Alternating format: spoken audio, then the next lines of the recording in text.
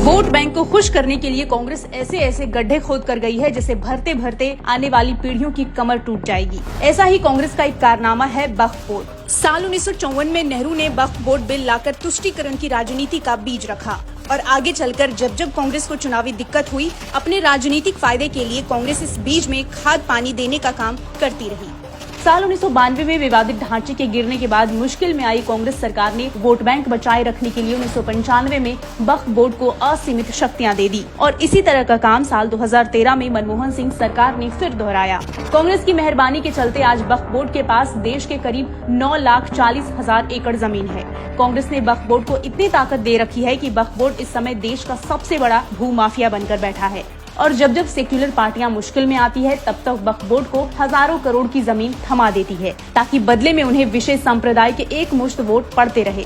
बिल्कुल ऐसे ही साल 2014 के लोकसभा चुनाव की अधिसूचना जारी होने से ठीक पहले यूपीए सरकार ने दिल्ली के पॉश इलाकों की 123 संपत्तियां वक्फ बोर्ड को दान में दे दी और बिल्कुल ऐसे ही दिल्ली के मुख्यमंत्री केजरीवाल ने भी दिल्ली विधानसभा चुनाव से पहले वक्फ बोर्ड को 100 करोड़ रुपए से अधिक दान दिया था।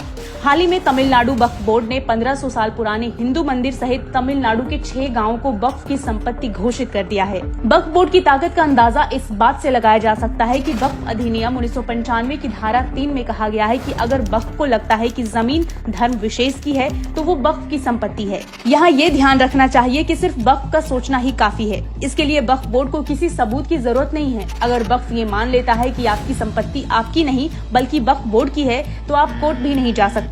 आप वक्फ ट्रिब्यूनल कोर्ट का दरवाजा खटखटा सकते हैं। वक्फ अधिनियम की धारा 85 में कहा गया है कि अगर आप वक्फ बोर्ड ट्रिब्यूनल को ये संतुष्ट नहीं कर पाते हैं कि ये जमीन आपकी है तो आपको जमीन खाली करने का आदेश दिया जाएगा।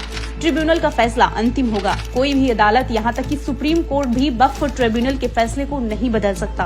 वक्फ अधिनियम की धारा 40 में कहा गया है कि जब वक्फ बोर्ड किसी व्यक्ति की जमीन पर दावा करता है तो जमीन पर दावे को साबित करना वक्फ बोर्ड की जिम्मेदारी नहीं है बल्कि जमीन के असली मालिक को अपनी जमीन का मालिकाना हक साबित करना होता है। इन्हीं सब कानूनों का फायदा उठाते हुए वक्फ बोर्ड साल 2009 की अपनी 4 लाख एकड़ जमीन पर फैली संपत्ति को अब तक 9 लाख एकड़ से भी ज्यादा कर चुका है। दुनिया के किसी भी देश में वक्फ बोर्ड के पास इतनी शक्तियां नहीं हैं। यहाँ तक कि सऊदी और ओमान में भी ऐसा कानून नहीं है। और अब जब केंद्र सरकार वक्फ बोर्ड की ताकत कम करने के लिए संसद में बिल लाई है तो एक बार फिर सेक्युलर पार्टियां अपना वोट बैंक अपने कुकर्म और वक्फ बोर्ड को बचाने के लिए एकजुट हो गई है।